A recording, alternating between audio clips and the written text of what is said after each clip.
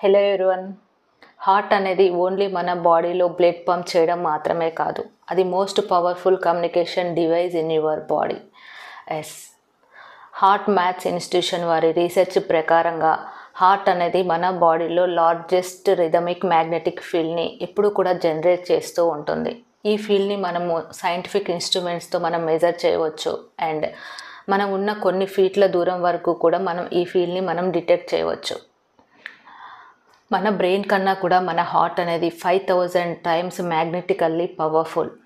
ఇది ఎందుకు ఇంపార్టెంట్ అంటే మన హార్ట్ ఫీల్ అయ్యే ప్రతి ఎమోషన్ కూడా లవ్, గ్రాటిట్యూడ్, యాంగర్, డౌట్, అది ఏదైనా సరే ప్రతి ఎమోషన్ కూడా హార్ట్ రిథమ్ని చేంజ్ చేస్తుంది. ఎప్పుడైతే మన హార్ట్ రిథమ్ చేంజ్ అవుతుందో మన మ్యాగ్నెటిక్ ఫీల్డ్ కూడా ఆటోమేటిక్గా చేంజ్ అవుతుంది. ఇది మీ చుట్టూ ఉన్న మనుషుల మూడ్ని అండ్ ఈవెన్ సిచ్యువేషన్స్ని కూడా చేంజ్ చేస్తుంది. మీరు పాజిటివ్గా కామ్గా ఉంటే మీ హార్ట్ ఫీల్డ్ అనేది స్మూత్ కోహరెంట్ వేవ్ లాగా ఉంటుంది. అది ఇక్కడ రీసెర్చ్ ఏం చెప్తుంది అంటే అది మీ యొక్క మెంటల్ క్లారిటీని పెంచుతుంది అండ్ మీ హెల్త్ని ఇంప్రూవ్ చేస్తుంది అండ్ మీ చుట్టూ ఉన్న మనుషులపై పాజిటివ్ ఎఫెక్ట్ చూపిస్తుంది.